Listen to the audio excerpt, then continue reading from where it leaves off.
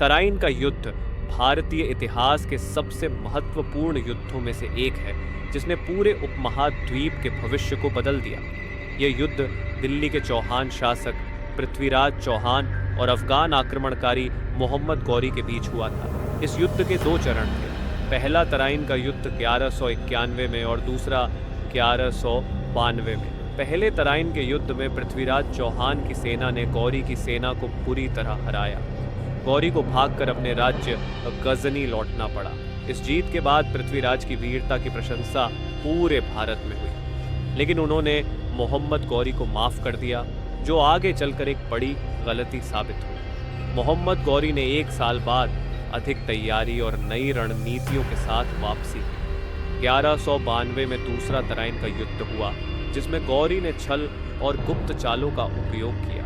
इस बार पृथ्वीराज की सेना पराजित हो गई और गौरी ने दिल्ली और आसपास के क्षेत्रों पर कब्जा कर लिया। पृथ्वीराज चौहान उस समय के सबसे प्रभावशाली राजाओं में से एक थे। उनका साम्राज्य राजस्थान, हरियाणा, दिल्ली और उत्तर भारत के बड़े हिस्से तक फैला हुआ था। वे न केवल बहादुर योद्धा थे, बल्कि कुशल शासक और रणनीतिकार भी थे। उनके दरबार में चंद्रबरदाई जैसे विद्वान थे, जिन्होंने पृथ्वीराज रासो लिखा।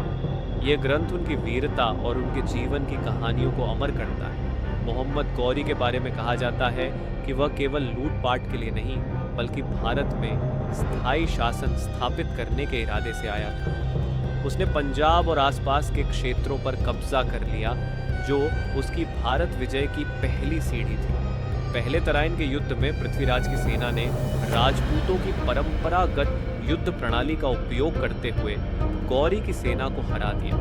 पृथ्वीराज ने अपने तीरंदाजों और हाथी सेना की मदद से गौरी के घुड़सवारों को हराने में सफलता पाई, लेकिन गौरी को जीवित छोड़ने का निर्णय भविष्य में भारतीय इतिहास के लिए घातक साबित हुआ। दूसरे तराइन के युद्ध में गौरी ने अपनी हार से सबक लेते हुए नई रणनीतियां अपनाई।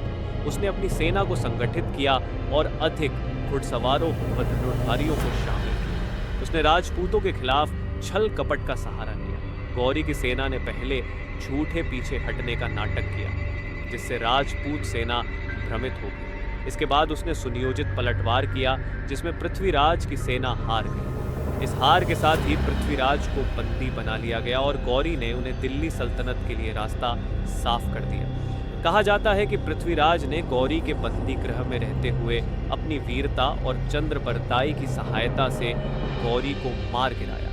ये कहानी लोक कथाओं में तो प्रचलित है, लेकिन इसके ऐतिहासिक प्रमाण कम हैं। तराइन का युद्ध भारतीय इतिहास का एक ऐसा निर्णायक मोड़ था, जिसने आने वाले समय में पूरे उपमहाद्वीप की राजनीतिक संरचना बदल दी। इस युद्ध के परिणाम स्वरूप उत्तरी भारत में मुस्लिम शासन की स्थापना हुई। यह शासन आने वाले कई सदियों तक भारत की राजनीति और समाज को प्रभावित करता रहा।